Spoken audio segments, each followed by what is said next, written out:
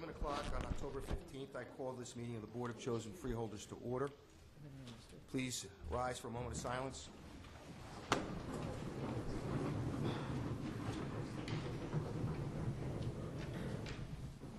I would ask that Dennis Cerami lead us in the salute to the flag. I pledge allegiance to the flag of the United States of America and to the republic for which it stands, one nation, under God, indivisible, with liberty and justice for all. The notice of this meeting pursuant to the Open Public Meetings Act, NJSA 10:4-10, has been complied with and shall be entered into the minutes of this meeting. Roll call. Freeholder Barrett? Here. Freeholder Polos? Here. Freeholder Rios? Here.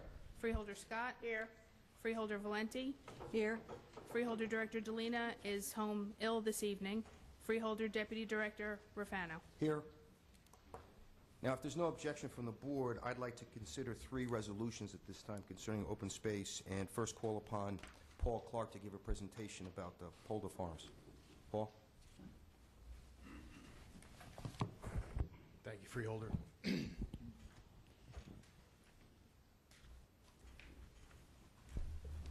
Good evening, Freeholders. Property for which approval is being sought tonight is approximately 190 acres in South Brunswick Township, and the property is currently owned by William Pulda, has 3,600 feet of frontage along the southerly side of Davidson's Mill Road, and commonly known now as the Pulda Farm. I'll go through a brief history of it. I think there's probably some members of the public also who may get an opportunity later to talk about the history better than I can, but the property was originally owned by the Van Dyke family, who were settlers of South Brunswick in the mid-1600s. The property was part of an original land grant from King George III of England. The Van Dyke Farm is an important example of that time period's farmstead development and has been relatively well preserved and has maintained a large portion of land for farming, an activity that reflects the lifestyle of early South Brunswick Township. According to our lot yield analysis, which was performed by the MCIA's consultant, the property can be subdivided into 52 conforming residential building lots. 2 appraisals were obtained by the MCIA. One appraisal indicated a value of $7 million, the second a value of $7,234,000. Through negotiations, the sale price agreed to at this time is $7,500,000. Due to the major significance of this property, the Township of South Brunswick, it is anticipated, will enter into an agreement with the county to contribute $2,500,000 towards this purchase price. And in addition, the state of New Jersey, through the Green Acres program, has also indicated that they will contribute $2,500,000 towards the purchase of this critical acquisition. I'd also like to acknowledge the ongoing support of the board, specifically the Open Space Liaison, Freeholder Barrett, as well as the public and elected officials from South Brunswick Township, that everybody worked together to make this purchase happen. With that, I'll entertain any questions from the board. Any questions? Thank you, Paul. Okay, thank you. At this time, I'd like to open to the public a resolution number 091773 and call upon Deputy Mayor and good friend Chris Kilmurray from South Brunswick. And since the mayor of Perth Amboy is here, I was born in Perth Amboy. Thank you so much. This is such a happy day for South Brunswick. As a Deputy Mayor of South Brunswick, my name is Chris Kilmurray. I'm just honored and privileged to be here. There's so many people that we want to thank in South Brunswick. The list could go on forever. This was something that started back in 1998 for me when I was on the Open Space Committee with the residents of South Brunswick letting us know how important this is to preserve this property. I do want to thank our partners at the state, our elected representatives at the state who worked on this. I want to particularly thank the chosen Board of Freeholders of Middlesex County. Time and time again, you have come through on behalf of South Brunswick, and this is a home run for us. This is a historical property. It's environmentally sensitive. It is a buffer to a rural residential neighborhood, and this has been a long time coming and a lot of hard work. I want to give special thanks to Tom Kelso for the great job you did negotiating this open space purchase, Tom. And I want to thank my former colleague on the South Brunswick Council, now freeholder Carol Barrett. To me, the last piece of the puzzle, you were committed to it and you were working hard. Carol knew from all the years that she sat up there and listened to the residents implore us to give our all to preserve this property. Carol brought that passion to this freeholder board, and I can't thank you enough, Carol. This is a happy day for us. There's people in the audience that I do want to like to introduce. Without their hard work and their efforts, we wouldn't be able to stand here and talk about this wonderful purchase. Our open space chair, Jane Snyder, is here. Jane, if you could please raise a hand. Jane has been doing this for at least, how many, 12 years, to chair the Open Space Committee? Only 11. And during that time, just so people know, we have over 6,000 acres of preserved land in South Brunswick between state and county parks, farmland preservation, and open space purchases, either done with our partners at the county and state or through our own open space fund. And Jane spearheaded that. She's done an excellent job, and we can't thank you enough, Jane. Also here, Alan Hayback, who's a farmer in South Brunswick, and Alan's been on our open space committee for a number of years, and he brings a wealth of knowledge to the issue. Another gentleman here used to live in South Brunswick on our open space committee. He's still active with the county open space, Angelo Franchetti. Angelo and I walked this, when did you take me? When I was young, wanted to get active in town on the open space committee. In 1998, Angelo took me out here, parked his truck, and then said, let's check out this property. We have to save this one day. Here we are 11 years later, Angelo, and we saved it. That day you took me to the Moose Lodge. We got to go back there to celebrate another day. But Angelo, you really did a great job. Angelo educated me so much about properties in South Brunswick. There's a number of other residents. I'm not going to be able to catch all of you, but I see a lot of people here. John Fritz, his father is a tenant at the farm. His father has been here at least 30 years, I believe, or longer. He has lovingly cared for this property. The property, the home that is on the farm, dates back, the original portion, to the 1650s. And he has lovingly cared for this, and he has been very gracious throughout this process. It took several years. There was numerous visits by elected officials, Green Acres people, people from the county, engineers, surveyors, appraisers, and he was always gracious in taking time from his day to make sure people were welcome in his home, to show his home, and to show the property off. And John, I don't know if your dad is here, but John grew up on the farm. He also serves as a state trooper in for the state of New Jersey. Gary Ippoliti is here. Gary has a farm. He lives on Davidson Mill Road. He's one of the early success stories, 20-plus acres in farmland preservation. Jeannie Dvorak is here. Jeannie's been long active in that area, long active in our town. Jeannie will let you know how she feels on an issue. And on this issue, she let us know loud and clear, and I'm glad for it. I thank her for it. Lanny Livingston is here as well. Lanny's very active in that area, a very hard worker to preserve this farm. Before I turn it over to this gentleman to the right, I also want to thank my colleagues in South Brunswick, Mayor Frank Ambatisse, Councilman Charlie Carley, Councilman Joe Cameron, and Councilman Max Shaw. Without their hard work and support, we wouldn't be here today. We've put in, this is a tripartite agreement, we've matched the state and county funds. That shows how important it is to the residents of South Brunswick. I'm going to turn it over to a gentleman by the name of Bill Klimowitz. And if you can tell just by looking at him, he wanted this preserved. I had no choice but to do what he asked me to. But Bill is as passionate as it comes for preservation in South Brunswick. He has for years been working hard with the governing body, letting us know how he feels and how residents in that area feels. He's been an excellent spokesperson. He has already been out there logging countless hours in preserving the farm. There's a historical gravesite there. There's a Revolutionary soldier there. They put up a flagpole to remember that. They put up a flagpole in an area which one day we hope to locate where the slave cemetery is located. The slave quarters are intact on this historic property. I've been in them, and it really is incredible feeling when you look out over the fields to get a sense of what central New Jersey was like a couple hundred years ago. This is a living classroom. Bill knew he was passionate about this. He's put in countless hours logging the historic artifacts that are there. He's given us a lot of free labor, and the least that I can do is thank Bill Klimowitz, because he, as a representative of the residents, without their hard work, we wouldn't be here today. Bill, thank you.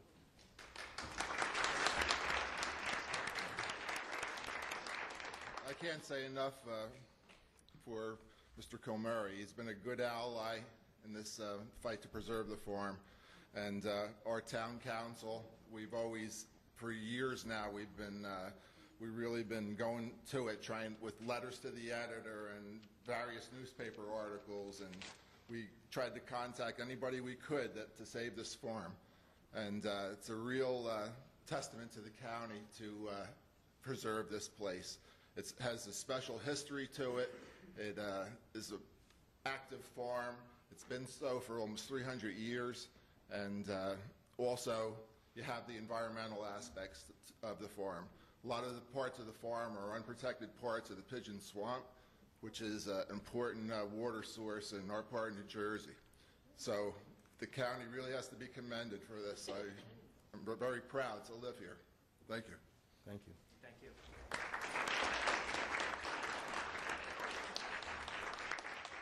Is there anybody else from the public that wants to talk about this particular resolution? I need a motion to close. Second. All those in favor, say aye. Aye. Any opposed? I call upon Freeholder Carol Barrett from South Brunswick to make the motion to adopt resolution number 091773. Before I make that motion, this is a thrilling day for me. I got involved in politics in 1998 in South Brunswick, and this has been on our list for the entire time. And sometimes our hopes were shattered, and then we would regroup and fight for it again. And I am so honored to be here on the Freeholder Board and to make the motion. Motion by Freeholder Barrett. I need a second. Second. Second by Freeholder Rios. I need a roll call. Freeholder Barrett, That's a yes. Freeholder Polos, Yes. Freeholder Rios, Yes. Freeholder Scott, Yes. Freeholder Valenti, Yes. Freeholder Deputy Director Rafano. Yes. Thank you.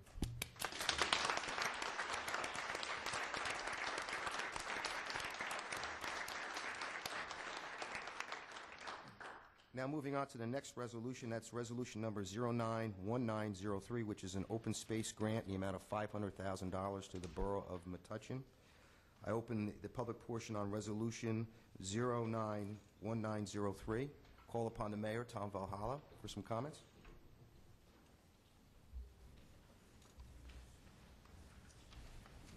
Mayor, if you wouldn't also mind introducing people that are here from your borough. Sure. I have Jim Graziano, who's our OEM director and municipal chair. I have Beatrice Moskowitz, who serves on 2 committees, our Youth Service Board and our Cable Internet Committee, and also is the vice chair. And congratulations to South Brunswick. I know what it's like to get that kind of open space. I wish we had that kind of open space in Metuchen. Our space is very valued. We don't have the acres and acres. But I want to thank the Freeholder Board for considering this resolution tonight and the opportunity to speak to you. The monies will be put towards renovation of Charles Field, and that field abuts the Greenway. So it has a twofold purpose. It will help to enhance recreation facilities, but it's also we've already received a smaller grant from the state for doing a walking path which will then lead into the Greenway. So it's a very important opportunity for us.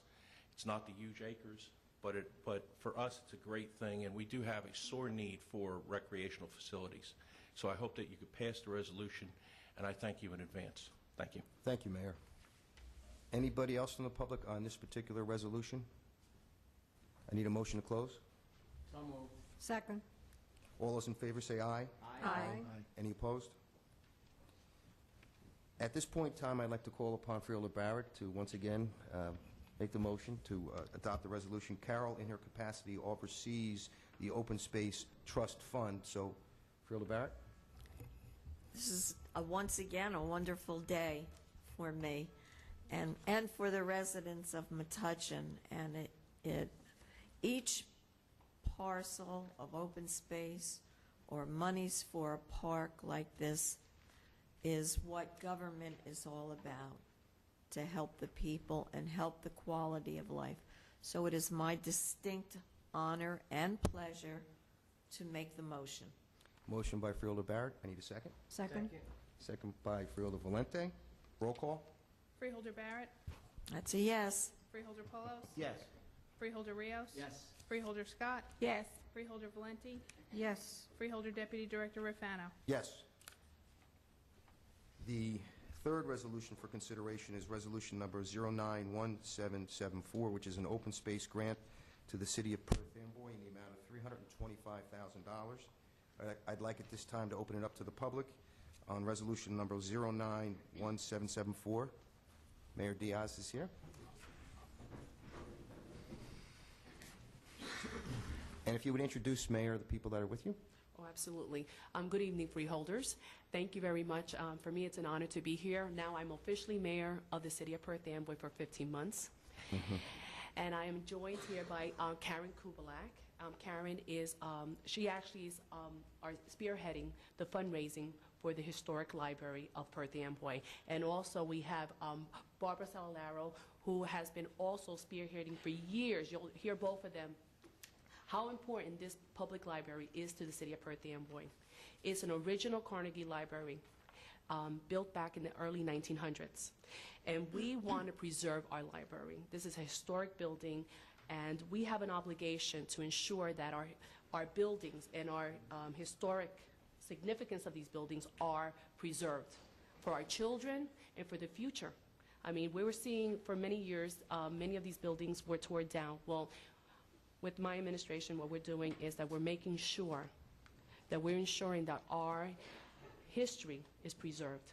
And part of that history is this building, this beautiful library that is in need of desperate restoration. That is our target, to restore this beautiful library. And we're urging, and we are actually here pleading with you to please approve this grant for us. This won't be the first time you see me, because we plan to be back in a couple of months. We're always happy to see you. But I want to say that, you know, when I speak to the children, especially our high school students, you can't understand when you speak to these children how important this library is also to them. So you would be doing the city of Perth Amboy a huge, huge favor. And actually, this is, I always say that knowledge is power, and this is what you were giving our children. So thank you very much. I really hope that you approve this for us, and I congratulate South Brunswick. It's great to hear that they are preserving their land. That is, and Metuchen, because that is so important for all of us and for our communities. Thank you, Mayor. I'm a retired school librarian, and I know how important libraries are. I've been working for this, and I get very passionate and emotional about this whole thing. I can't believe that I'm here doing this right now, because we've been working. I came on board in 1999, and they've been working in Perth Amboy towards this goal for a very long time before that. Andrew Carnegie originally donated money to libraries to educate immigrants. We are a nation of immigrants, and certainly a city of immigrants. We need this restoration, and we also need an addition, but we're willing to start with this first, but we will come back and go further. I said at the council meeting yesterday that I'm not afraid to ask for money, even though I get a little choked up when I do it, but I go for it. And I'm really thankful that you're even hearing this plea. We need it. I have pictures of the library that was done, that was put in the feasibility study that was done by Dennis Cole Architects. So if anybody wants to see it, I have it with me. I am the original bag lady. Librarians always are.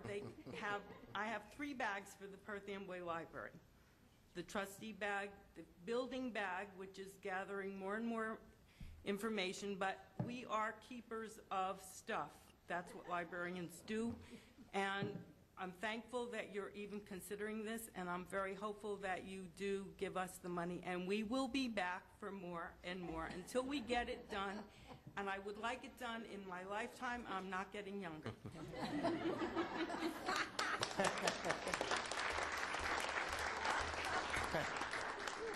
Karen, before you speak, if you wouldn't mind getting the board a copy of that, that'd be great. A copy. Or that. Or that. Okay. Keeper. Good evening, freeholders and ladies and gentlemen. My name is Karen Kubalak, and I'm here to invite you first, and I've left the invitations before you. If any of you I haven't given them, I think I gave it to everyone. we are, of course, comping you in for next Tuesday from 6 to 8. But of course, if you would like to give any additional monies, we would be happy to take them too.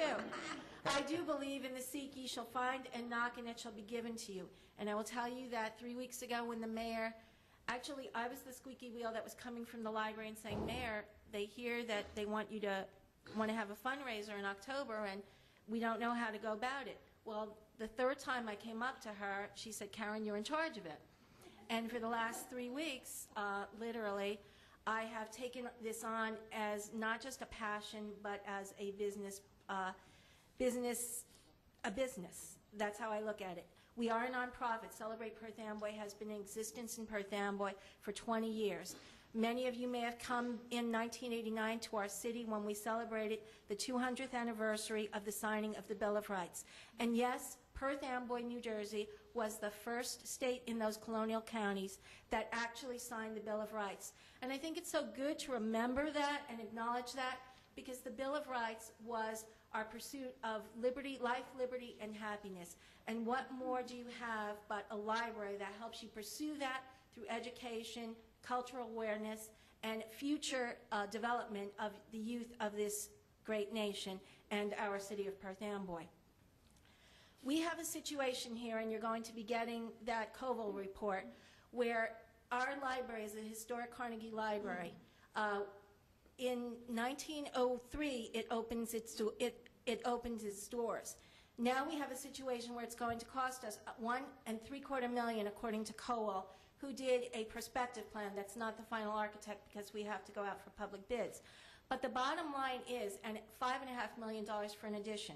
We are only 12,000 square feet at the present, and we need a minimum of around 36,000 square feet. Actually, for libraries our size, in the amount of people in the city, which is at 50,000, and I think after the census, we'll probably be pushing 60,000 or more, we probably need like 60,000 square feet. But we have to be understandable about being in an inner city and what we can achieve at this moment. And I know that the monies that you're giving us from the grant, well, I hope, see how I believe you're just going to vote for us? I know you'll be giving it to us. I know that's going to be going to repair and restore the historic building, the Carnegie Library. But when I say $1.75 million, if we have to do that building first, it actually will be higher, because Mike Keller, who's head of our Office of Economic Development and Community Development in our town, and I had a phone conversation with one of the trustees with Koval Architects, and they said if we do that section first, because our library is so old, we literally have bathrooms on the basement level. You have to walk downstairs, and I hope you'll all come on Tuesday, even if you can just spend 5 minutes of your time, because I'd like to take you for a little walk through our library and take you downstairs to and it's an amazing staircase, believe it or not, all different metal and scroll work, but to see our libraries at the basement. If we do the restoration first of the existing building, we will actually have to try to set up a situation where we do part of the other building or try to rehab something, because we need bathrooms on the first floor. We have no elevator access. You have to climb several stairs even to get to the library. There are serious concerns here that we have, and when the mayor says we're going to come back knocking, believe me, we will come back knocking. And I think after you see our library, you will actually open the gates for us. Of course, I know that these are taxpayers' funds, and you have to consider the entire county. But when you see the opening in your budget, whether it's this year or next year or the following year, I hope that you will allow us our knocking to remember, and you will open the gates even if we're not knocking at that point. The reception is this Tuesday. I also have tickets if any member of the audience would like to purchase them. I know that I know Freeholder Scott was born in our city and lived there for many years, and I now know the mayor of South Brunswick was born in our city. So I welcome you. The tickets are $50. It's from 6 to 8. Of course, the Freeholders are comped in free. We are going to have entertainment from the high school. We will have a classical guitarist. We will have the famed high school show choir under Anita Dowd, who's from the high school. We will have some refreshments. COA will be there making a slide presentation of about 10 minutes. We don't want to bore everyone, but we want you to know that we are serious in this endeavor. And I will tell you how serious. From the few articles that have appeared in the paper, I already had a contact from the executive director of the Carnegie Library in Carnegie, Pennsylvania. One of only 4 endowed by Carnegie, but that endowment is long gone. And she's contacted me and said she will help me as much as possible, because I see this money as seed money to actually go after individuals who have money and foundation grants that have money. So I'm not just looking for your money, although, of course, anytime you have it, please seek us out. It's from 6 to 8. That's at 1. And you can come and pay at the door. The library is at 196 Jefferson Street in Perth Amboy. It's right across from the post office, right down the block on Smith Street. We will have our parking deck open. The mayor, with the business administrator, has made certain that we will have police presence and also our auxiliary force to provide security and also directions to help you get in and out safely from our town. And I hope that I see as many of you as possible there. Thank you so very much.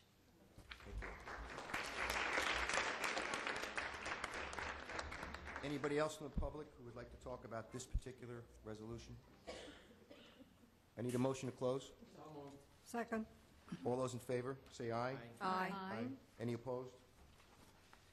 Once again, I'd like to call upon Freeholder Barrett to make the motion to adopt Resolution 09-1774. Freeholder Barrett? Well, I think as my granddaughter would say, this is a twofer. This not only is going to money go toward a library, but for historic library, which all of us have to keep our history alive, as we did in South Brunswick. I commend you for all of your hard work, and it is my distinct pleasure and honor to make the motion. Motion by Freeholder Barrett. Is there a second? Second by Freeholder Rios. Roll call. Freeholder Barrett, Once again, that's a yes. Freeholder Polos, Yes. Freeholder Rios. Yes. Freeholder Scott. Yes, but I'd like to make a comment. I want to say that I still have that paper library card, but I don't ever remember going downstairs, so I definitely will be there to go downstairs and see what it looks like. It's a yes. Freeholder Valenti, Yes. Freeholder Deputy Director Rafano. Yes. Okay, at this point, we'll move on to reports of freeholders. Freeholder Carol Barrett. Yes. Of course, I was going to give a report. Oh.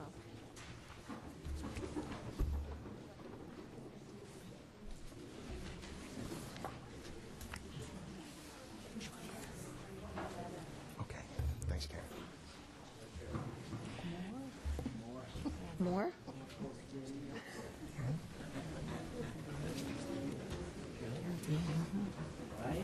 More papelería.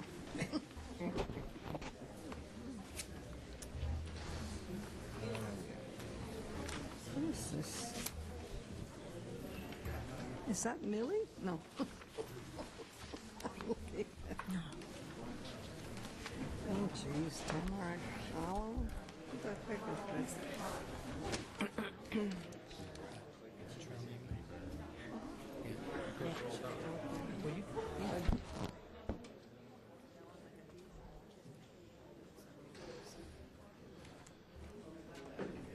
Freeholder Barrett.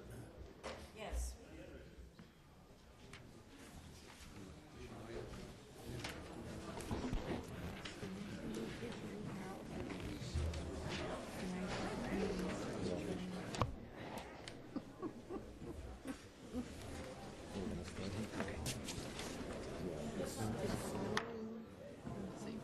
Oh, was it? All right. Good evening, everyone. Okay, I think we can start now. This evening, I'm very pleased to announce the opening of new hiking trails at the Tamarack Hollow Preserve in East Brunswick. The 2 miles of new trails at Tamarack Hollow add to the existing network of 14 miles of trails throughout Middlesex County. The Tamarack Hollow Preserve was saved through the cooperative efforts of the Middlesex County Board of Chosen Freeholders and the Township of East Brunswick in August of 2007. The 232-acre tract had been approved for 57 single-family homes and a sewage treatment facility that could have discharged up to 16,800 gallons of treated wastewater per day into local streams. Instead of this development, the land remains as a patchwork of heavily wooded areas mixed with farmland that continues to support local agriculture. The gentle rolling terrain and variety of plants and animals make the Tamarack Hollow Preserve a top choice for passive activities such as hiking, walking, bird watching, photography during the summer and the winter. Additionally, the proximity of Tamarack Hollow Preserve to existing parkland at the Ireland Brook Conservation Area and the Davison Mill Pond Park form a green belt in East and South Brunswick. As a component of our continuing efforts to manage the nearly 7,000 acres of open space throughout the county, the trails at Tamarack Hollow were laid out and built by volunteers and students of the Middlesex County Conservation Corps.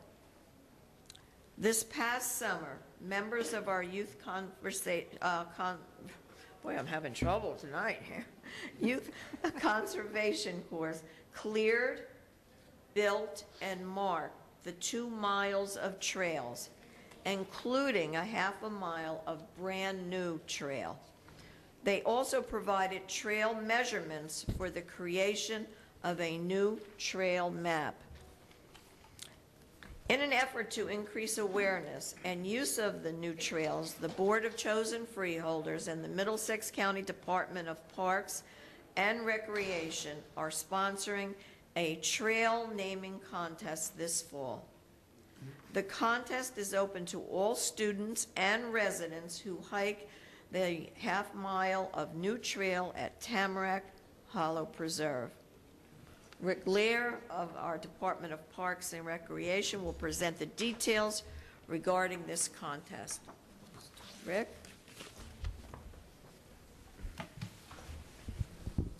Okay, thank you, Freeholder Barrett. Interested residents should first walk the Orange Blaze Trail at Tamarack Hollow Preserve. Participants would then send in their trail naming suggestion and a summary of no more than 150 words of why they chose that name. Contestants may also send in photos or drawings that support their entry. Entries should be received at the Department of Parks and Recreation by December 4, 2009, and should be sent to Valerie Lysenko, Middlesex County Department of Parks and Recreation, P.O. Box 661, New Brunswick, New Jersey 08903. One winner and 2 runners-up will be chosen. All contest winners will be notified by mail. Directions, trail maps, and additional information can be found on the Middlesex County Department of Parks and Recreation website up there on the screen. For questions or additional information, please contact myself, Rick Lear, at 732-745-5988, or Valerie Lysenko at 732-745-3064. Thank you for your attention, and we look forward to seeing you on the trails in much better weather than today.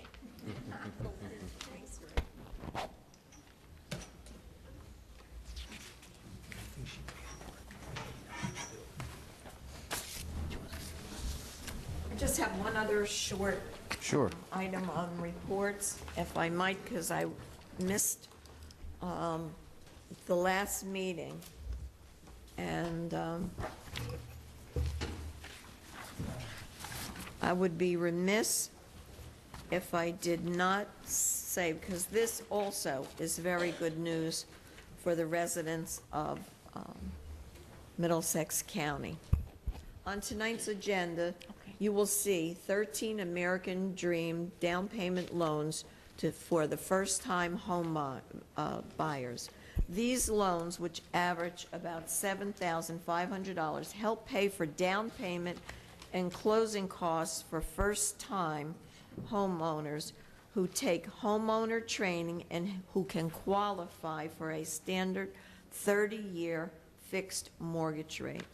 So far, the county's Department of Housing and Community Development has closed on 175 of these loans, providing just the needed boost to close the funding gap and enable solid, low, moderate income working families to become homeowners. If the participants stay in the house for 6 years, the loan is converted to a grant.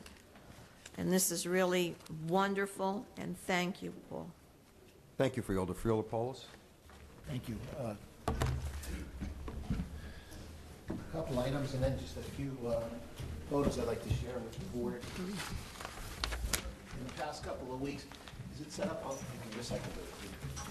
couple of weeks ago, we had an event in Woodbridge. It was a celebration of our DRIVE program. This is the Driving Response Impaired Vision Exercise. It's a program that we began in Middlesex County several years ago where we use allow teenagers in our high schools to go through a course that we developed driving a golf cart. It may sound a little funny, but they're driving a golf cart wearing fatal vision goggles, and they do this in partnership with the state police. The purpose of this is there's a lecture before the event. Then the students are allowed to drive through this course with the state trooper in the vehicle. And as they go through the course and hit cones or do not obey the signs that are part of the course, the trooper reinforces with them how you cannot drink and drive, what the effects can be every time you hit a cone or a barrel. It could be a child or a tree or a baby carriage or a senior citizen crossing the street. It's a very tactile, hands-on approach to driver education.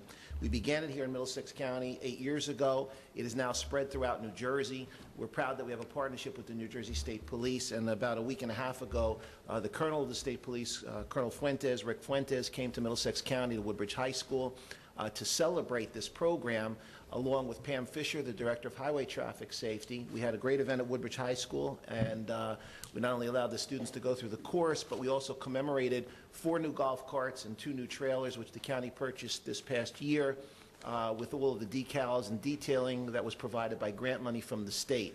It's the only partnership of its kind between the county and the state police. In fact, freeholders, I know some of you were able to be there and some of you could not.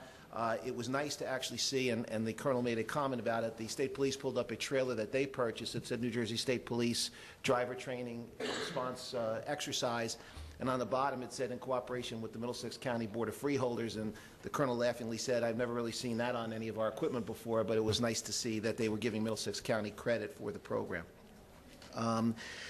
The other couple of weeks ago, we received notification from the state of New Jersey Transit, also through federal funding that was provided, and approval from the New Jersey Transportation Planning Authority to allow us funds to begin our 6th transportation shuttle. I'd like to recognize Steve Fattanti, our Director of Transportation, who has really been the driving force in trying to bring that new shuttle system to fruition. This will be the 6th shuttle that the county has implemented.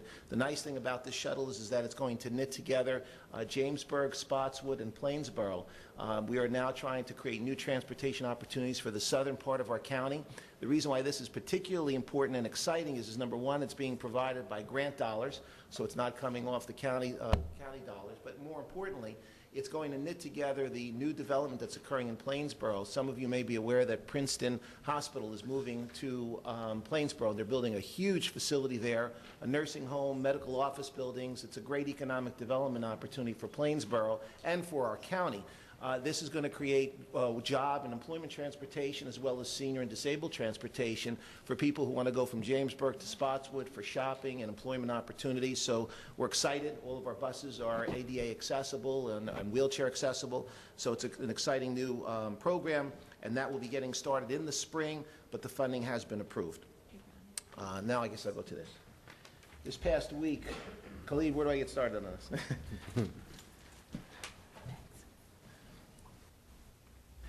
I want to thank members of the Freeholder Board who attended the event this past week. Middlesex County hosted a Green Technology and Sustainability Forum at the Crown Plaza Hotel in Edison. We invited elected officials and school officials and environmentalists from throughout Middlesex County. I'm pleased to tell you that 175 individuals came to our event that morning, as well as freeholders. I think all the freeholders were there. So I credit all the freeholders for attending that morning and taking the time out of their schedule. But I'm sure they will agree that this was a wonderful opportunity for us to provide great information and education information to our community leaders and school leaders about how they could make their buildings more energy efficient, more green, more sustainable, what type of grants were available for new construction, the latest technology and information. We had a number of vendors there.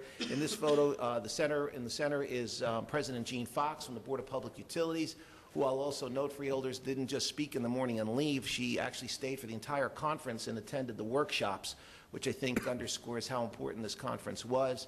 On the end is Commissioner Moriello from the Department of Environmental Protection. There's a little bit of the crowd that was there in attendance that morning. We had several different workshops. I'll just kind of thumb through these quickly, but very well attended. We had 35 to 40 people in each workshop, again, on sustainability, on green development, our new Green Economic Development Zone initiatives and what Woodbridge is doing for economic development, how to develop sustainable planning, what schools could do to become more green and sustainable. And I think the exciting part of it was that we had speakers that actually were speakers in the morning and then said, well, we're not leaving. We actually want to go to the workshops in the afternoon. So hopefully that tells us that we were doing something right. There were 4 points that I just want to mention publicly that I presented in the opening session, and I know there were some elected officials here before who had to leave, but I'm sure that they would agree, and we've received quite a bit of support on this. There are 4 recommendations now that we're making to the state to assist communities with the implementation of green technology and solar technology in their communities. Number 1, we're recommending that the state eliminate the 5% capital down payment that communities have to put up in order to install capital projects when they're doing a solar project in their community. If a community could fully finance the solar initiative, we feel that more communities would proceed. In these tough economic times, it's hard to find the 5% down payment that's needed, and solar is one of the few capital projects that actually generates revenue and reduces costs. So we feel it's prudent for the state to consider changing the regulation and allowing communities to be able, and counties, to proceed with solar installation without the 5% down payment. We're also recommending that through the state audit program, that when communities identify energy efficiency improvements that they need to make in their public buildings, that they're allowed to do that, again, without the 5% down payment requirement. We think that that'll kind of be a carrot, if you will, for communities to do more of these improvements. And the net result is that when the buildings are more energy efficient, they use less energy, they reduce the operating costs, and they reduce the cost of electricity, which lowers taxes in their community anyway. So we believe that creating these new incentives would expand the implementation of energy efficiency and green technology. And lastly, we'd like to see an opportunity for communities to be able to bundle together solar installations so that if several homeowners or businesses in a community would like to do solar, the community can be a kind of gathering source, so to speak, and be able to use its buying power by bundling together different solar requests and being able to buy down the price of those solars by using, again, the idea that with more there's certainly a reduction in cost. So we believe that providing an opportunity for a municipality to bundle together residential and or commercial requests for solar would drive the price down and make it more affordable for residences and businesses to implement it. Last but not least, this week there is a strong possibility that I will be out of town the afternoon when our county does its annual Employee Recognition Day. And I just wanted to state publicly, although I'll provide a letter that day, that the employees of our county certainly do an excellent job. They are the driving force and what makes us capable of doing what we do as a county government. We can come up with all the great ideas, but it's the staff that makes these things work. So I want to publicly thank them for their continued dedication to the county and their longevity with our county, and they do a wonderful job and certainly deserve our support. Thank you very much, Freeholder Director. Thank you, Freeholder. Freeholder Rios? Thank you, Deputy Director. I have a PowerPoint presentation, short, whoops. Thank you.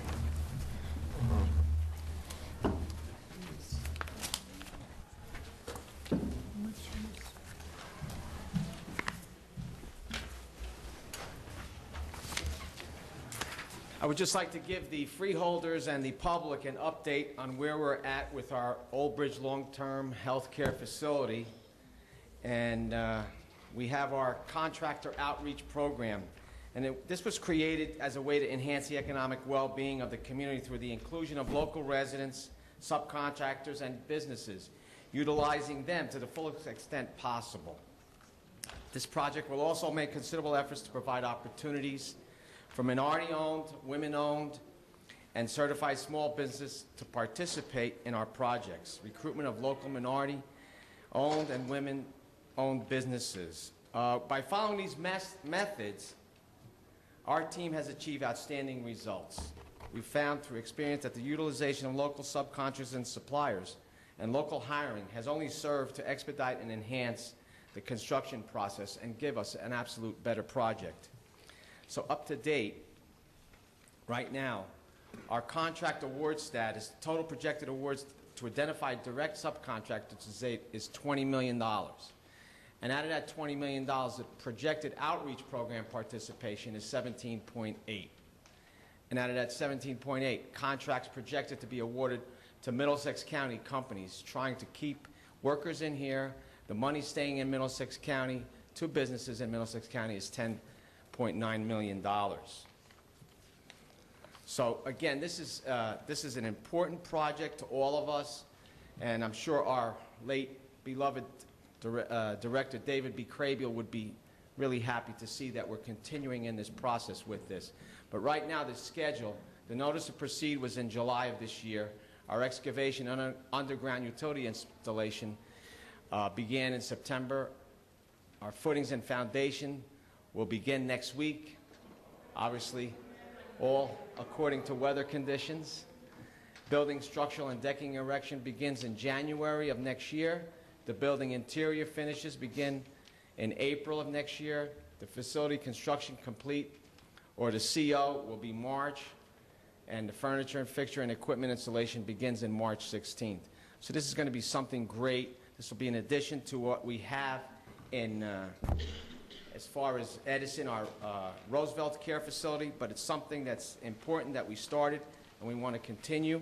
And again, this is just an update to my freeholder colleagues and the public. I just have a little bit more on my report.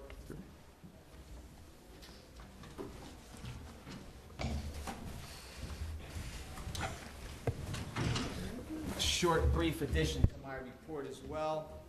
We are proud to announce that we have received a limited supply, and I want to stress that, limited supply of 2009 H1N1 influenza live attenuated vaccine, which is the nasal spray. The department will begin the H1N1 vaccination clinics using the nasal spray on Friday, October 16th for healthy residents between the ages of 2 and 18. This is a voluntary program, which is something that's important for everyone to understand. And we are going to make every effort to accommodate every citizen in Middlesex County that's willing to participate in this program to get the supply. Supplies, obviously we're competing with the rest of the nation and obviously probably the rest of the world. But I just want to make sure that everyone understands that, and that we will, if anyone has any questions, they can call the toll-free number between 9 and 5, Monday through Friday, at 1-866-321-9571. And again, the clinics will be held by appointment only from 1 to 3 p.m. Tuesdays and Fridays at the Middlesex County Public Health Clinic on 596 Jersey Avenue, Suite B, New Brunswick. Again, for residents 2 through 18 years old. And anyone can call and make an appointment here at 732-565-3788 and press 0 to schedule an appointment. I'll say that again. The number is 732-565-3788 and press 0 to schedule an appointment. And lastly on my report, as far as Raritan Bay Mental Health Services, applications to continue to hold strong, and we've completed the first phase of our renovation from a grant with the state with the help of County's Department of Public Property. They've been working with us, and they've been outstanding in helping us do this, and I want to commend our Department of Public Property for working with us on this project, and continued success and progress in health and education. Thank you, Director. Thank you, Freeholder. Freeholder Millie Scott. Thank you, Freeholder Director. No report this evening. Thank you. Freeholder Blanquita Valente. I have shortened my report considerably since I have to make two presentations a little bit later on. First of all, the Department of Aging, and I want to remind the freeholders that we invited you, that tomorrow, October 16th, Commissioner Heather Howard will visit our county to look at firsthand how our Department of Aging has handled the federal stimulus funds that we received, and they are being used to expand nutrition services for the seniors. Commissioner Howard will visit the North Brunswick Senior Center, where county stimulus money is supporting the municipal's hot lunch program, which was in jeopardy of closing due to budgetary constraints. And again, I want to invite all my freeholder colleagues to join me tomorrow. It's a short event. It starts around, we would expect around 11:45 at the Senior Center to welcome the Commissioner. And we will be offering meals and hearing tests to the township seniors. Secondly, I want to call attention to my freeholder colleagues. On pages 10 and 11, there's a series of authorizations to execution of agreements with various school districts or boroughs, such as Carteret, Metuchen, Sayreville, Perth Amboy, Edison Township, Monroe. I think there was one more additional one, for an after-school program that these schools are implementing at the middle school level. We had quite a few applications, and the committee that judged them and assigned points to various parts of their presentations or our requests for funding proposals deemed these to be the best ones. I wish we had had a lot more money, because there were others that were good, even though they were not quite as good as the ones that were awarded. Secondly, I want to remind my colleagues that we have spoken about the Homeless Trust Fund that hopefully sometime in November we will bring up. This is something that was passed by both the Assembly and the Senate of the state of New Jersey, and it was signed into law by the governor of New Jersey a couple of months ago. And I distributed a letter that was sent to Freeholder Delina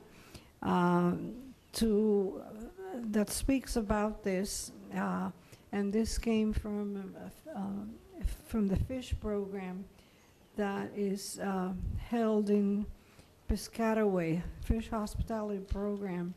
And they're one of those wonderful groups that have provided housing and many other services to homeless families in central New Jersey for over 20 years. And they're urging that we institute this in our county, and hopefully in the near future that will be done. And last but not least, I wanted to simply remind folks that our county food pantry, McFoods, which collects all kinds of non-perishable foods for residents of Middlesex County, is very low on supplies. And they're open on Wednesdays from 9 to 12. If you want to drop off anything there, that's fine, or drop it off here at our county building. We will make sure that it's delivered to McFoods. And that's the end of my report. Thank you.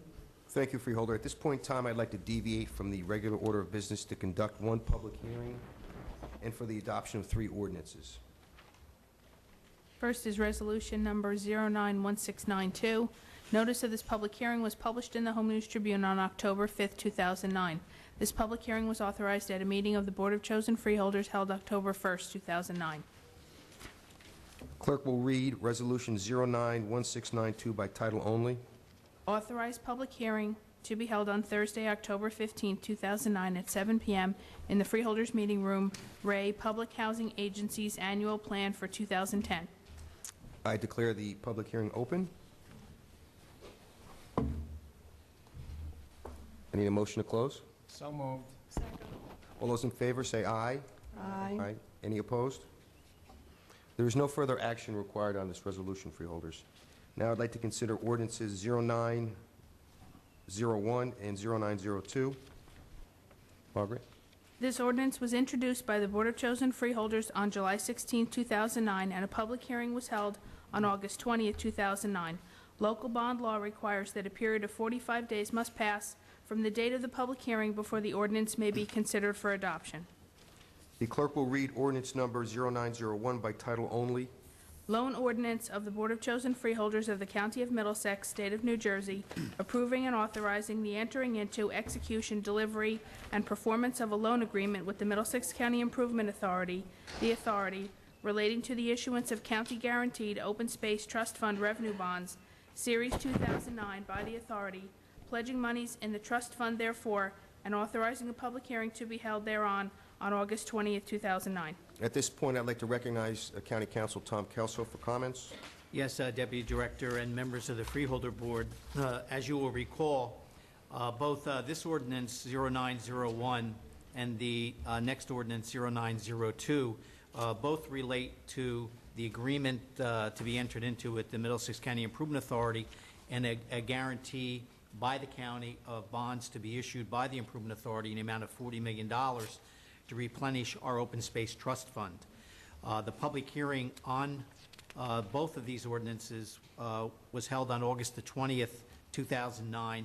At that time, there were members of the public who came and spoke in support of both of those ordinances.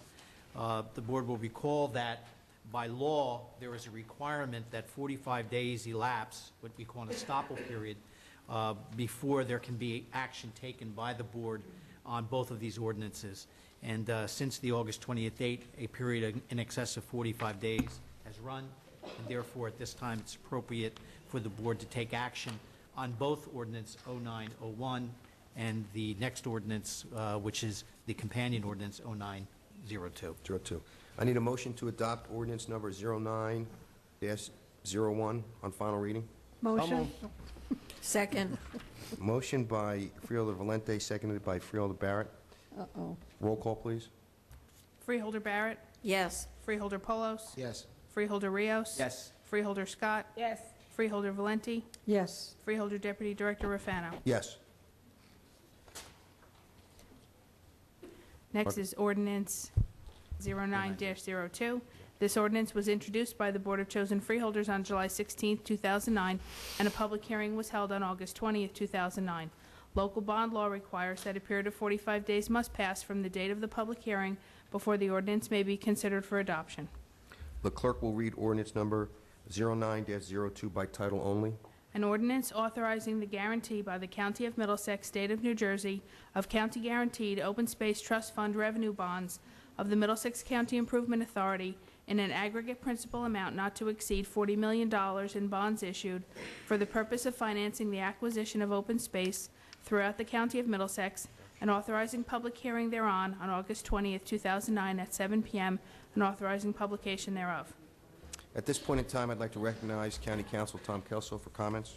Yes, once again, members of the board, my comments relating to 0901 are the same with 0902. This is the companion ordinance which authorizes our guarantee of the bonds to be issued by the Improvement Authority. Thank you. I need a motion to adopt ordinance number 09-02 on final reading. So moved. Second. Motion by Freeholder Rios, second by Freeholder Barrett. Roll call, please. Freeholder Barrett? Yes. Freeholder Polos? Yes. Freeholder Rios? Yes. Freeholder Scott? Yes. Freeholder Valenti? Yes. Freeholder Deputy Director Rafano? Yes. At this point in time, we'll consider the introduction of ordinance number 09-05. I recognize County Counsel Tom Kelso for comments regarding the change in the date of the public hearing. Yes, members of the board, from the agenda meeting on Tuesday evening, you will recall that this was originally listed for a public hearing to be held at the second meeting in November. We've been asked to accelerate the date of the public hearing to the first meeting in November, which is our regular meeting, which is bill pay meeting only, but we will notice for a public hearing on second reading of this ordinance for that date. The reason for the request for the acceleration by the Improvement Authority is that with regard to the volatility of the bond market as it exists today, there's a belief that the sooner that we can adopt and act on this ordinance and they can be in the bond market for this restructuring of these bonds, the more savings that they will be had. And it's anticipated at this time there is about $500,000 in savings that can be accrued by the Improvement Authority for the refund of these bonds. So we felt it was an appropriate request, and we're suggesting, and this calls for the public hearing to be accelerated to November the 5th. Thank you. The clerk will read the ordinance by title only. An ordinance authorizing the guarantee by the County of Middlesex, State of New Jersey, of county-guaranteed revenue refunding bonds, the Meadows at Middlesex Golf Course Project of the Middlesex County Improvement Authority, in an aggregate principal amount not to exceed $5,500,000, issued for the purpose of refunding the outstanding and callable county-guaranteed revenue bonds, Series 1999, and authorizing public hearing thereon on November 5, 2009 at 6 p.m. Is there a motion to adopt ordinance number 09-05 on first reading? So moved. Second. Motion by Freeholder Rios, second by Freeholder Valente. Roll call, please. Freeholder Barrett, Yes. Freeholder Polos, Yes. Freeholder Rios, Yes. Freeholder Scott, Yes. Freeholder Valente, Yes. Freeholder Deputy Director Rafano. Yes.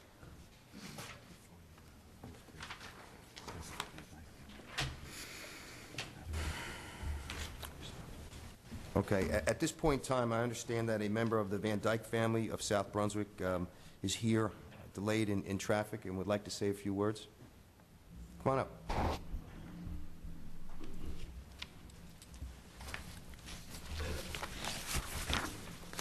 Good evening.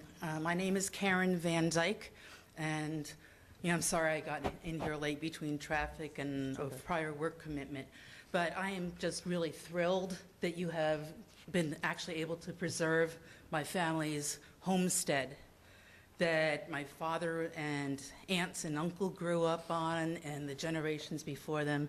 The farm, unfortunately, was sold when I was a year old, and that has always been such a huge disappointment to me.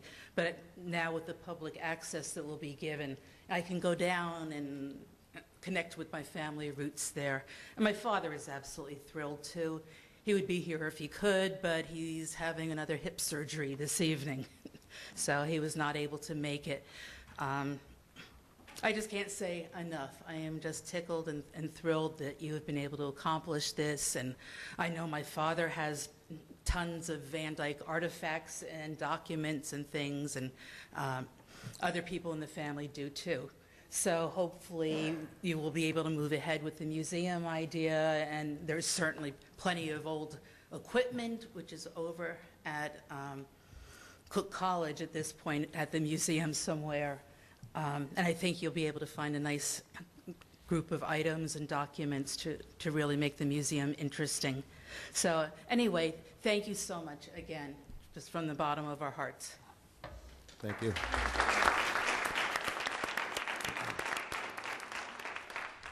I need a motion to resume the regular order of business. So moved. Second. All those in favor say aye. Aye. Aye. Any opposed? At this point, we will consider proclamations, commemorative resolutions, and correspondence. Madam Clerk, are there any commemorative resolutions? We have quite a few tonight. We have the proclamations are recognizing October 2009 as National Disability Awareness Month in Middlesex County. Next is recognizing October 22nd, 2009 as Lights On After School Day in Middlesex County. And next is recognizing November 19, 2009 as National Adoption Day in Middlesex County. I understand Freeholder Valente is going to present two of those this evening. Yes. Freeholder?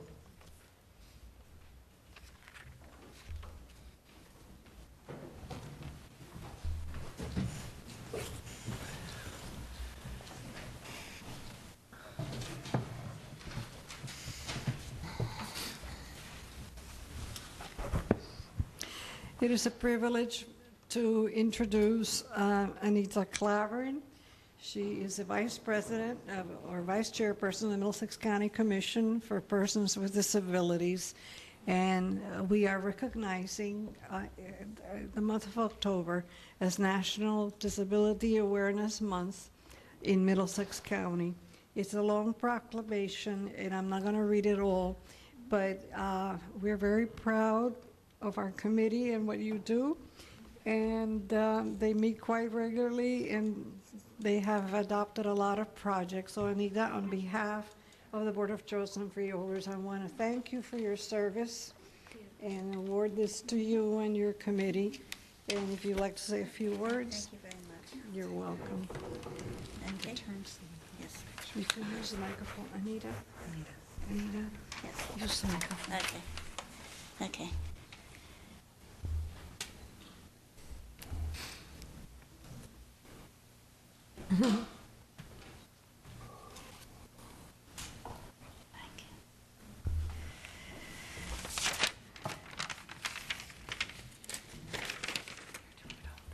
Okay.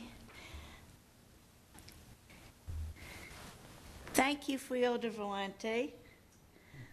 On behalf of the Middlesex County Commission on Persons with Disabilities and the Middlesex County Office for the Disabled, I gratefully and truly thank the Middlesex County Board of Chosen Freeholders for this wonderful honor tonight.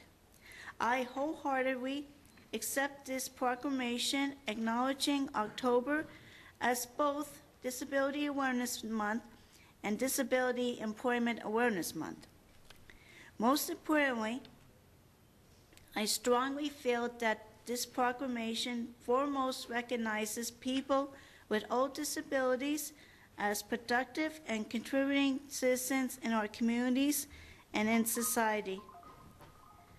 I would also like to acknowledge, especially Bill Aller, the chair of our Commission on Persons with Disabilities, who unfortunately is not here tonight, as well as the commission members for their tireless work through our meetings and beyond that, in ensuring accessibility and inclusion for people with disabilities in Middlesex County.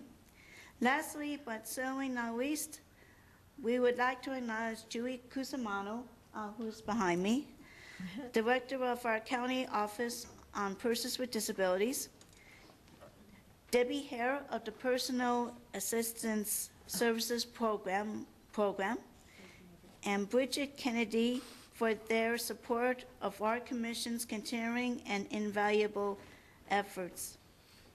And of course, Freeholder Valente again. Again, I thank all of you so very, very, very much.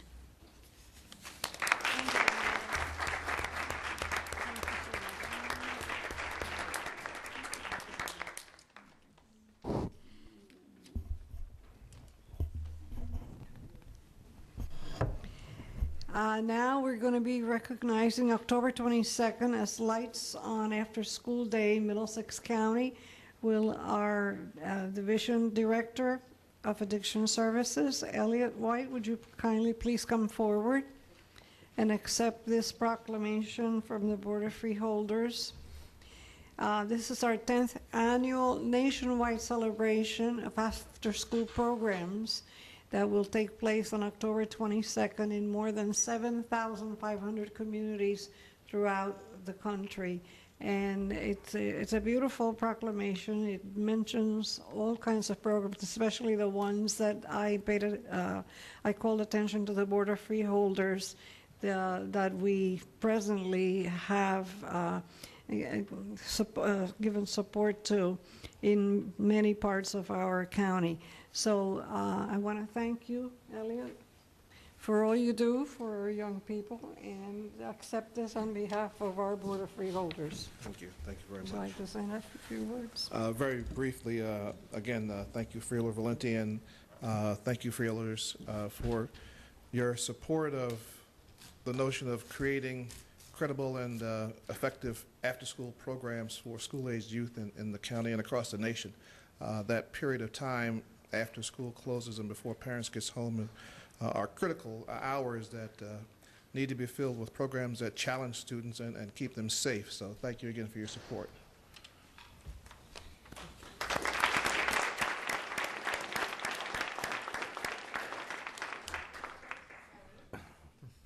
The third proclamation will be presented by Freeholder Scott on, or at an event at the courthouse, which is celebrating National Adoption Day in Middlesex County.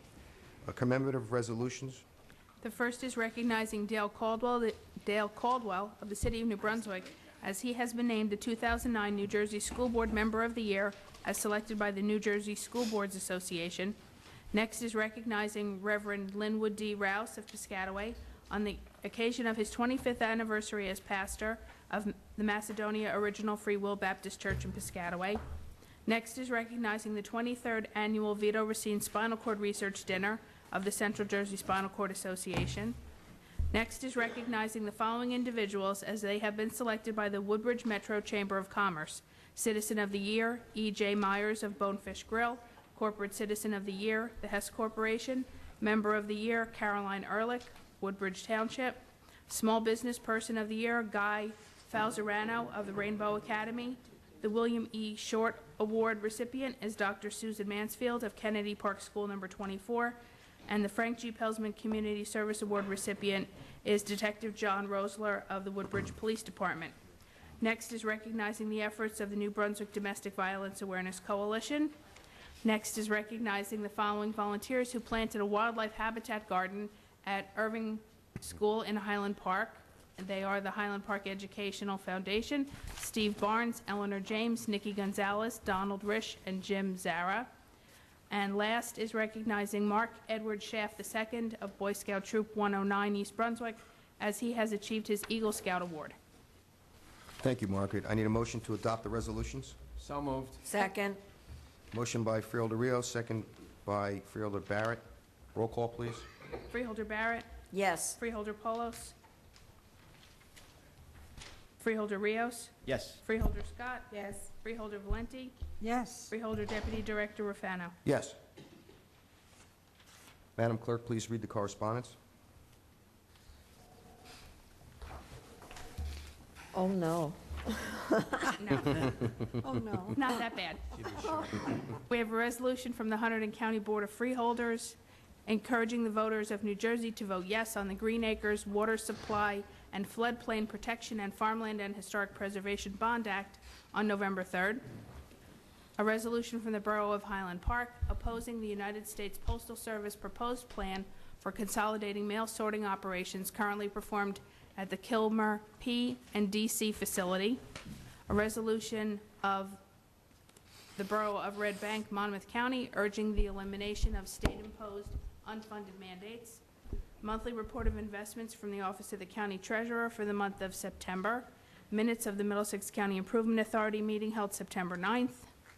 Minutes of the Middlesex County Planning Board meeting held September 8th. Minutes of the Solid Waste Advisory Council meeting held September 8th. The freeholders have received a plaque from the Old Bridge YMCA in grateful appreciation and recognition of their significant contribution to the Old Bridge YMCA and for the commitment towards the betterment of the Middlesex County community. And a thank you note from Joanne Sutherland Sagarino, who is the sister of the late Dr. Donald Sutherland, Professor Emeritus, who was a member of the Middlesex County Mosquito Extermination Commission, and he passed away recently. And the note reads as follows. Dear freeholders of Middlesex County, we want to thank you for remembering my brother Donald for all he did in his life. He was a wonderful brother and uncle. Don was a teacher, scientist, and a true friend to all. And the last item is a request from Township Manager Matthew Watkins of the Township of South Brunswick, requesting consideration for the acquisition of property, 2 pieces of property on Davidson Mill Road. The first is 40.16 acres, which is directly adjacent to Ireland Brook Park, and the second parcel is 12 acres, and the owners are interested in selling the development rights to the county, so it is preserved as farmland. Thank you, That's Margaret. I need a motion to accept the correspondence. So moved. Second. All those in favor say aye. Aye. Any opposed? Deputy Director, just one comment, if I may. That one letter that you read about the postal facility, I don't know if the board is aware of this. I only found out about this morning. There is a movement on the Postal Service to consolidate and regionalize post offices. I've understood that Milltown is maybe slated for closing at some point, Jamesburg, South Edison, and ultimately the Kilmer Postal Facility may be actually phased out as well. So I'm just thinking that maybe we should refer the issue to maybe the Office of Economic Development. It's jobs, it's a convenience factor. There's a lot of issues there that I think ultimately are going to affect the residents in those communities and certainly affect job opportunities for people who are working, particularly at the postal facility. I don't know if it'll affect delivery as much, but certainly at the Kilmer facility. So maybe we should do a little evaluation and then maybe take a position and try to advocate for the towns that are looking to maintain those facilities. Good idea. The City Council of the City of New Brunswick took a position on it, and we voted in favor of those that came before us. Okay. I wasn't aware it was as global as it was in our county, but there's at least 3 or 4 offices, maybe more, that might be affected. Mr. Kelso, are there any resolutions to be amended? There are none. Any resolutions to be added? Yes, we have one resolution proposed for addition, and that would be to award a contract to Green Construction Incorporated, the lowest responsible bidder, in the amount of $494,642.51 for improvements to the intersection of Cranberry Road, Summerhill Road, and Hope Street in East Brunswick, New Jersey project. I need a motion to add that. So moved. Second. Motion by Freeholder Rios, seconded by Freeholder Valente. Roll call. Freeholder Barrett, Present, not voting. Freeholder Polos, Yes. Freeholder Rios, Yes. Freeholder Scott, Yes. Freeholder Valenti, Yes. Freeholder Deputy Director Rafano. Present, not voting. And that will be Resolution 09-1904. Thank you. Any resolutions to be held? There are none. Any resolutions to be voided? There are none. I will now open to the public for discussion on resolutions listed on the agenda. This is just resolutions listed on the agenda. And remember, there's a 5-minute rule.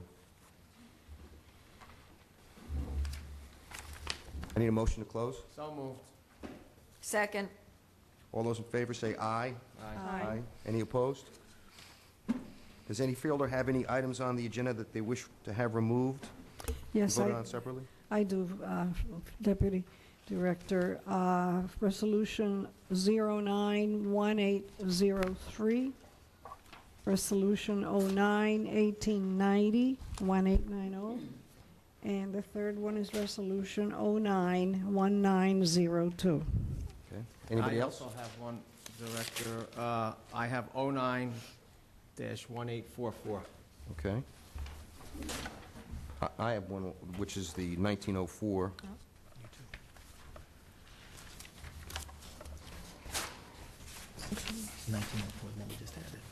Oh. And Freeholder Barrett has Same one. Same one, Yeah. Right. 1904. Anybody else? Mr. Kelso? Yes, Freeholders, the motion would be in order to adopt the consent agenda consisting of resolutions numbers 09-1773 through 09-1904, including none which were previously held, and excluding resolution 09-1773, 09-1774, and 09-1903 previously voted upon, and resolutions 09-1904, 09-1803, 09-1890, 09-1902, and 09-1844 to be voted upon separately. You said 1904? Yes. You did? Okay. Do I have a motion? So moved. Second. Motion by Freeholder Rios, second by Freeholder Valente. Roll call, please. Freeholder Barrett, yes.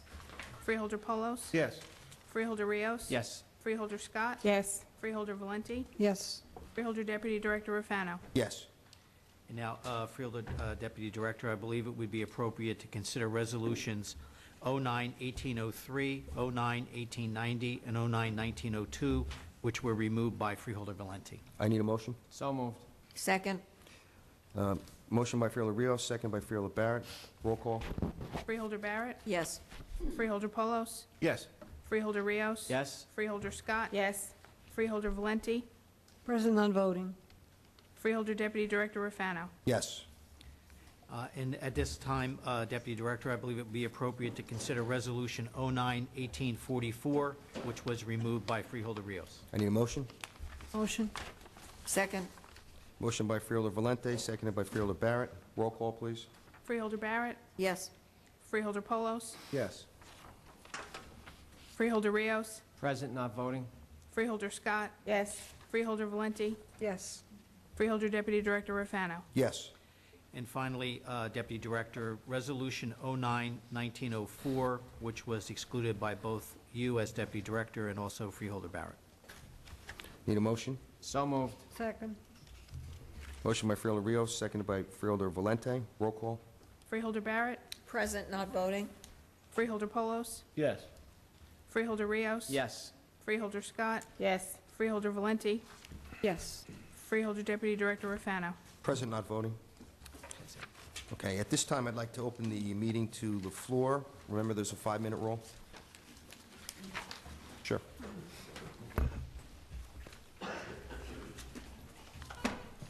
Good evening. My name is Mike McEnroe. I'm president of the Fayetteville Board of Education. And with me this evening, I have other board members, I have members of the public, and I have all our elementary school principals. First, I'd like to thank the board for recent approval and awarding of a $14,000 grant to our school district so that a company, Good Works, can continue to do their character education. When I think about that and what I saw tonight with the awarding of grants to municipalities and the preservation of the farm, that's what all I think public office is about. It's about good governance, and it's about doing things for the folks. And it's for those reasons that I come here tonight. If some of you recall, we were here earlier in the year with an effort to relocate the voting polls from our schools to other suitable municipal buildings. And when we left that meeting, we were under the impression that this was something that you were open to and that we were going to be able to sit with the County Board of Elections and make this happen. This is not an issue that the Board of Education initiated. We certainly have other things. We're trying to finish a $48 million construction project to our school and other things that need our attention. This was brought to us by parents who are concerned about the safety of the schools. Now, in all fairness, I cannot point to any incident in the state of New Jersey where somebody came into one of the schools to vote and attempted to harm a child. But up until 2008, I can't find anything that would indicate that a one-room schoolhouse in Amish country would be a danger to children. Myself as the president and the rest of my fellow board members, we have a moral and a professional and a legal responsibility to keep our schools safe. And letting people come into schools that are very porous because they were designed in the 1960s and 1970s is a concern to parents and is a concern to the principals. Not only that, we have inadequate parking in the schools. People had voiced to me that they drive through the parking lot, there's no place to park, and they go home. Now, even a casual observer would say, well, why don't you just close the schools on Election Day? Well, I'm not in the business of closing schools, especially in the month of November, when every school district in the state already is closed for 5 days. That's a week out due to Thanksgiving 2 days, the teacher conferences, which local school boards do not have any control over, and, of course, Veterans Day. And now we're being asked to close the schools again. This, to me, ladies and gentlemen, is too easy. We've done all the legwork. We have found suitable buildings that are centralized to the voting districts in the town. I can walk out of one school across the street and go to a firehouse. All we need is your help to persuade, convince, coerce, whatever adjective you want to use, to motivate the Board of Elections to work with us to make this happen. We even have our borough clerk on board to move in these polls. We've done everything. All we're waiting for is an okay to go ahead and do this. Now, also, people that have opposed this have said to me, well, if we allow Fayetteville to do it, then other municipalities will want to do it. My answer to that is, so? It's our town, it's our schools, and we want to relocate the polls. And we found suitable locations that comply with the state statutes, that are public access, and matter of factly, it makes it easier for people to go vote because we have people showing up to the schools when the buses are coming or the buses are going, and it creates a problem. We don't even have adequate parking in most of our schools for our staff, and enough alone people that want to go out and vote. And we all want to encourage people to go out and vote. We also have our support of our emergency management coordinator in town, who, at his bequest, we spent approximately $100,000 replacing doors in our schools, and he's on board with moving these polls from the schools as well. I have with me today that I'd like to leave with the clerk. I have 1,000 petitions, signatures, of folks that want to do this. And we're here tonight to ask for your help. This does not need to be adversarial. And I know as an elected official myself that sometimes we're pressured from all sides, maybe even perhaps from above.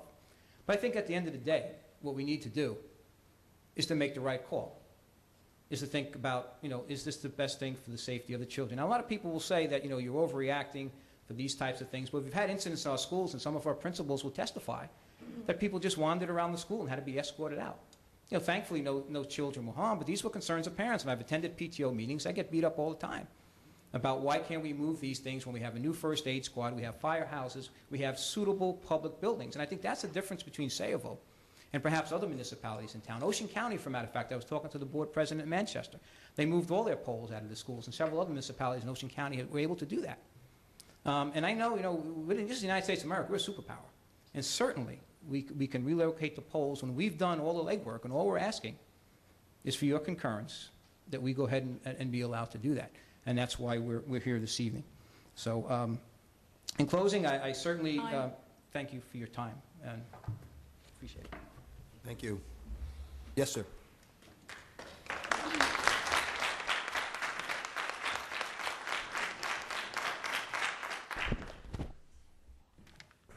Good evening, Mr. Deputy Director, members of the Board of Freeholders. My name is William Skoronsky. I'm a principal in Sayreville at Eisenhower Elementary School. On Election Day, we have 3 polling districts that vote in my school. And on a presidential election, such as the one that just passed, we have hundreds of people who come pouring into the building during the day when the children are present. I have 516 children in my building.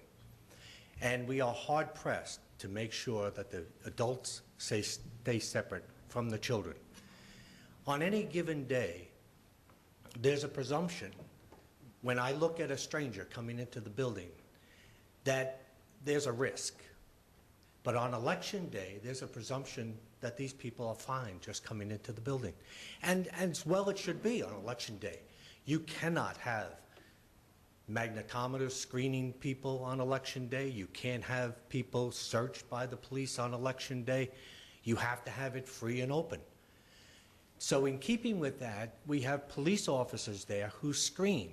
But one police officer to screen all those people coming in, again with the presumption that they're fine and not that they're a threat, is difficult if not impossible. If one officer could do it for a building, then my contention is that one officer could do it in a courthouse.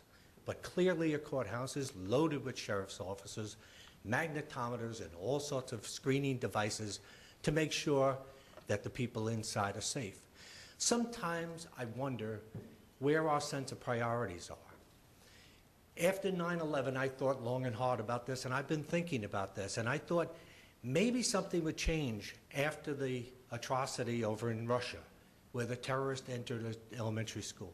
I thought, well, nothing changed. I thought maybe it would change after the Amish incident, but nothing changed. Let me just reflect on a person that I met one time.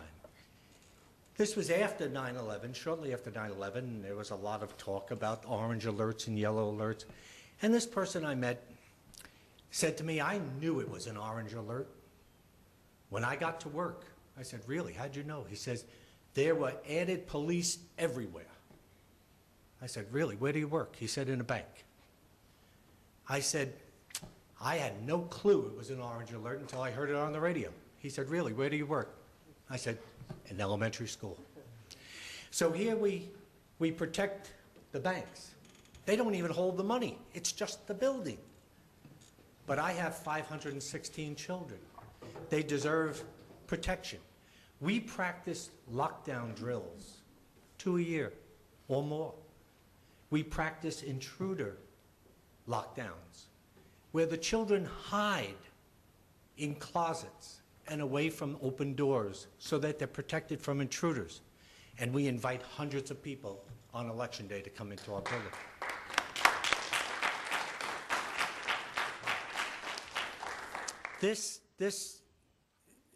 To ignore this, or to never have thought about this, is one thing. Now that the warning is present, now that we're talking about this, to ignore it at this point is absolutely wrong. We implore you, please, consider allowing us to move the polls. And in my estimation, Mr. McEnone spoke to this issue, it wouldn't cost a thing. It wouldn't even inconvenience anybody. In the vernacular, it's a no-brainer. Thank you very much.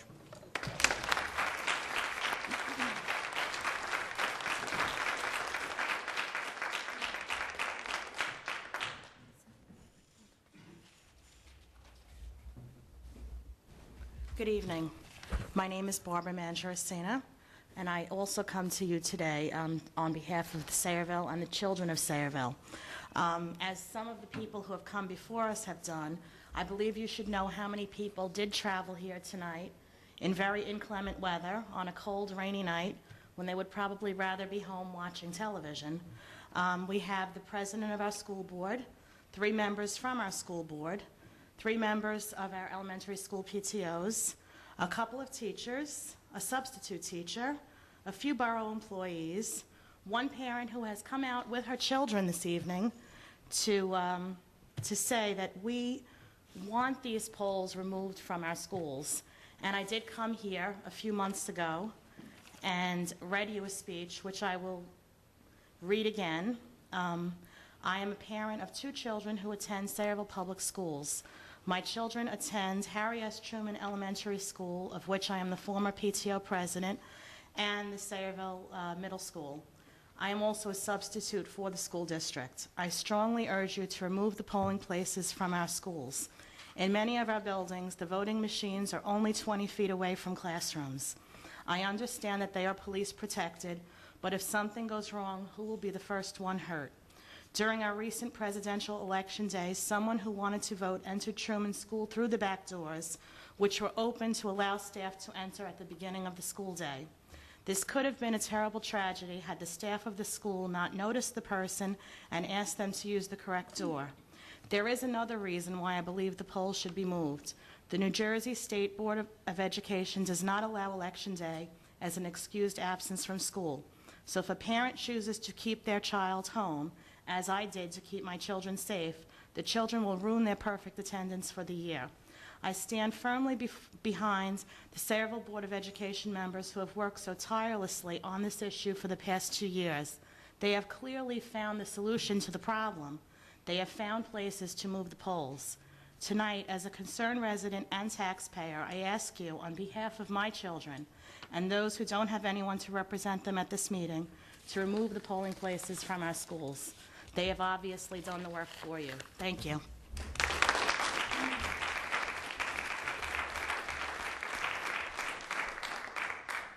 Anybody else in the public? I need a motion to close. Oh, sorry.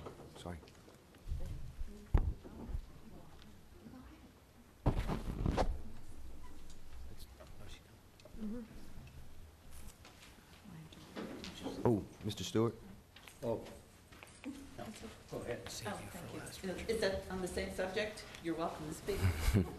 No. I'm Barbara Kilcummins from the town of Sayreville. And with me, I brought this evening, well, a lot of us came on the school bus just to make a statement to this Board of Chosen Freeholders. I have a poll worker for 50 years, Mrs. Martha Petner, and she wants to have the polls taken out of the schools. Politically, committee people, I was vice chair of the Democratic Party for 15 years. Apparently, there only seems to be one opposition in my community, and that has to be Assemblyman Wisniewski, who's the chairman, current chairman of the Democratic Party. And I feel it's totally wrong, and I don't want it to be political. I think the safety of the children is on your hands, Barbara, and you can change Let me this. just interrupt you for a quick second. And I As don't far as we're want it concerned, to it's be. not political. I haven't had any conversation with Assemblyman Wisniewski about this issue. Well, there was one letter written, apparently, that he opposed partially of not all the schools being, the polling places being moved from the schools, saying it would be an inconvenience to a lot of the voters. And it wouldn't. It would actually be easier for the voters. And maybe they're looking for polling numbers, whatever, but they've gone through now, this is 2 years in the working that they're trying to have, this Board of Education is trying to move this. And I am firmly behind them, and so are a lot of people in the community. You have 1,000 signatures. This is not a political issue. This is a safety issue. And that's what I just want to make it clear to all the freeholders here. And for it to change the date or close the schools, I think that is a poor answer. And it would be different if we didn't have, I know many communities do not have the facilities. We do. We have many public facilities other than our schools where people can vote. So I'm asking for you to really take this under consideration for our Board of Elections and the county clerk, and to have them taken out of our schools. Thank you. Thank you.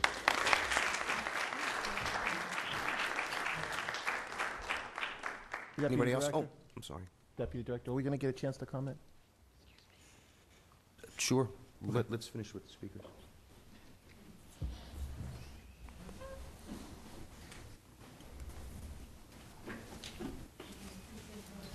Good evening, freeholders. My name is Jorge Bauman. I'm the principal of Wilson Elementary School. I've seen all of you before. I have the school, and I know you've heard it a great deal tonight, but I think we need to look at it very carefully in light of exactly what was said repeatedly. It's for the safety of our children.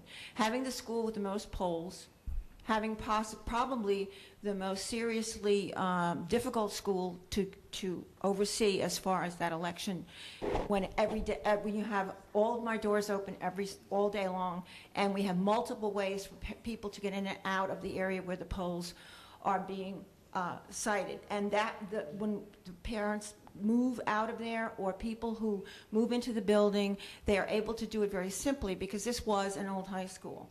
And you have people coming back, looking for, as I said the last time, I'm not going to reiterate everything I said, and going into teachers' rooms and exclaiming, that's their old cooking room, and all of these things happen every single time we have any kind of election. And I am probably in the worst position with my school, because it is the oldest, it has the most polls, it has the most difficult entries to it, so that means I have to have many, many doors open, not just the front door. And we have the worst, and everyone in this room can attest to it, the worst parking problem, because it is so old. It was built in 1930. You can imagine the size of the parking lot. We can't even park staff there most of the time. Most of them park on the street. My big issue tonight, though, is that I'm hearing the word politics, and having been through it all with everyone here in the room, having spoken with the Board of Elections as we did, I think that we have to say to ourselves, what is the value of what we are doing? Is it for a political agenda, or is it for our children? Personally, I think they're our most valuable asset, and we need to make sure that our children are safe and secure every single day, not the days when we don't have an election. Because on those days, as Mr. Skowronski so well put it, there are so many people in and out of our schools, and we can't track them. One police officer, especially I know in his school, is sprawls. Mine is 2-story. You can't keep, I'm constantly, and I'm sure he is, walking the hallways, but you cannot have eyes in the back of your head. We have wonderful staff members, but not everyone can watch everything all the time. And I want to again say, and I heard it at more than one occasion, that there's politics involved in this, and I am very disturbed by that because it has nothing to do with politics. It may be perceived that way by certain people, and I don't feel that our board is pushing anything for any other reason as far as the safety of our children. And we have many, many children in our district. We have 4 schools, and all of them have voting, and they're all our K-3 children. They are so young, and these are children who are frightened by adults in the bathrooms when they're walking in, and they see them all the time and are terrified by them. And we can't monitor all that. And again, I reiterate again that it is for our children. They are our future. They deserve our security and safety, and we, as the overseers of those children, along with the parents, want that for Sayreville, and we need it. It's very, very critical to our children. Thank you.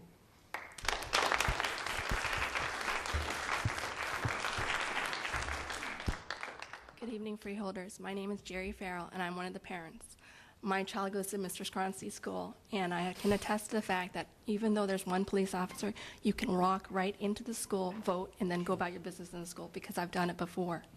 Now, people recognize me there, and it's okay, but it's not really okay. What if it was somebody else? The bathrooms are between the voting room and the rest of the school. The little kids come out. My daughter is in 2nd grade. She trusts everybody. Unfortunately, that's what 2nd graders do. So it's really a dangerous situation that can be fixed with no cost. So I don't understand why this is such a problem. Thank you.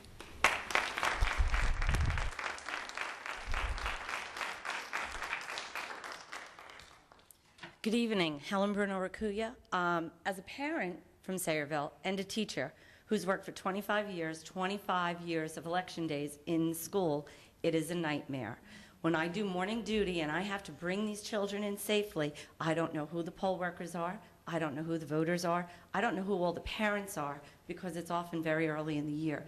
I teach in New York, and our election days are early, so we don't know who belongs there. I know ours are a little bit later, and hopefully the teachers know who all the parents are, but when we do morning lineup, we can't control who comes in and out of that building.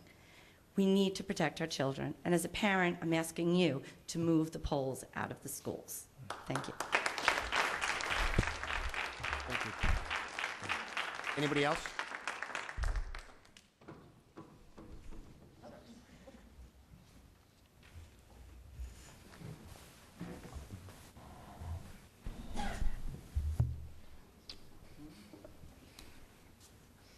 Phyllis Batko, Board of Education. I just would like to reiterate, I attended the parent meeting where this issue first came up, and just to make a correction, it actually has been 3 years since we've been doing this. It actually started 3 years ago. We have requested this over and over. We've gone back and forth with our borough clerk is okay with it. Everyone in our town is okay with it. And what I'd ask you, our only intent here was never politically motivated. Our only concern is the safety of the children. You have our principals here who support this. Who knows better what goes on in the buildings than our principals? And they know that this needs to be done. Even the Board of Education can't know everything that goes on in every school. So what I'm asking is, if we leave here tonight without your support, it's not the Board of Education that loses, it's all of our kids that lose. And no one is going to be a winner. What I'd like to ask, as Deputy Director, if you would be willing to poll the board so we can hear their opinions. Well, I was just about to have Millie Scott say a few words. She's liaison to the Board of Election. Thank you. Anybody else going to speak on this subject? Are you going to talk about this, Mr. Stewart? Yes. Okay, come on up.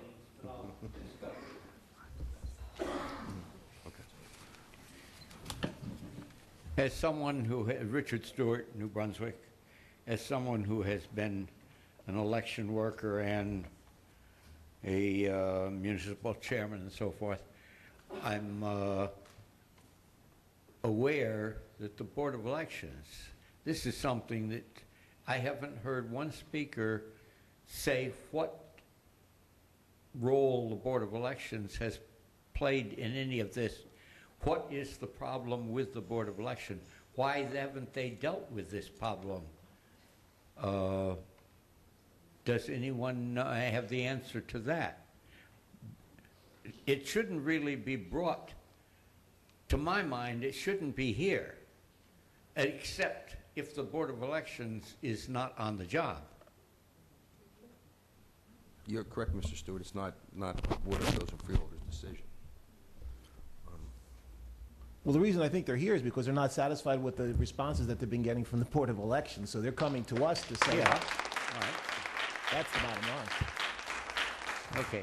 That point was not made by any of the speakers. They didn't say that they had been there and they're not getting any positive response. And I'm puzzled by why they're not getting a positive response. That is all I have to say on that particular subject. If you want to go on to something else, and then I'll come back on something else that I want to mention. Okay. The other thing that I wanted to mention is that the spokesman for the Perth Amboy Library, I would like her to come over if she has some time in New Brunswick sometime, visit the New Brunswick Library, which is another one that was built by Carnegie money. And I will tell you, the restrooms are on the basement level. And I'm not surprised if you go back to the years. In fact, I would almost be surprised if they didn't have outhouses at that time. I don't know whether they had any inside bathrooms. But they can deal with the problem, as New Brunswick had to deal with it with installing an elevator.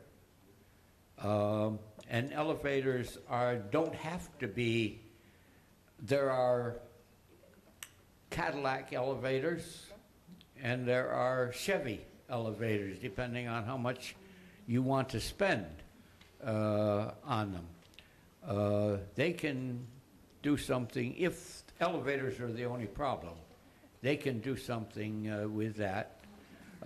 They don't have to build a whole new $1 million addition to make the restrooms accessible.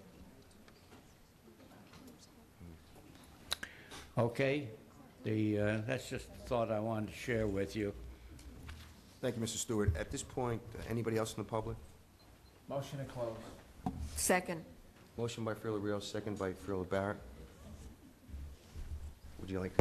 Yes, I'd like to respond to the people from Sayreville. I want to say that we've listened to you before, and we listened to you today. The Board of Elections did go out and did check into certain places in the school system. They've come back with some recommendations. But actually, it's their decision. The Board of Freeholders do not make the decision, but the Board of Elections do make the decision of polling places. But as a freeholder, and as a concerned parent, and as a concerned grandparent that has children in the school system, and I think I would speak for all the freeholders up here that are concerned about the safety of our kids in the schools. So I'm going to recommend that we take this under evaluation again and think about it again. It's not political. And I want to say to you that, and I've always said that, our youth are our jewels for tomorrow. And our safety is number one in our minds. So I'm recommending that we will reevaluate this again.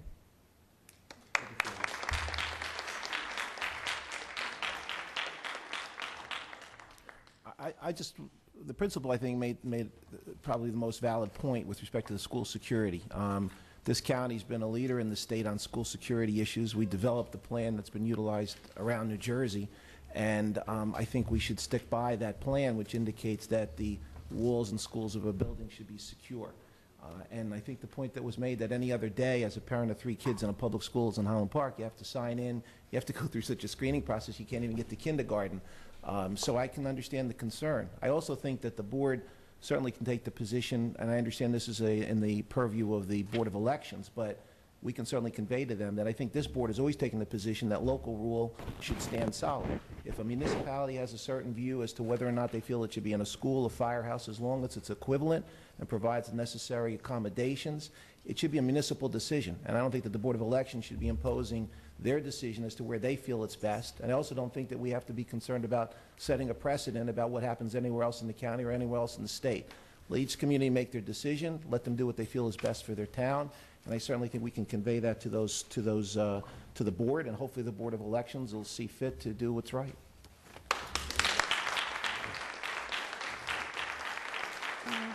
Freeholder I need a... Deputy Director? Sure. I just want to second what Freeholder Scott said. I am a mother and I'm a grandmother, and I have a daughter that teaches the Truman School in Sayreville. But I feel for them because some of the schools, especially the oldest one, where one of my daughters taught there for a while, I know very difficult to get to, very difficult parking lot, and it's a very old building, so I feel for the parents. Thank you. Any other comments? At this time, I need a motion to adjourn the meeting. So moved. Second. Motion by Freeholder Rios, seconded by Freeholder Valente. Everybody. All those in favor? Aye. Any opposed? The meeting's adjourned at 8:55 p.m.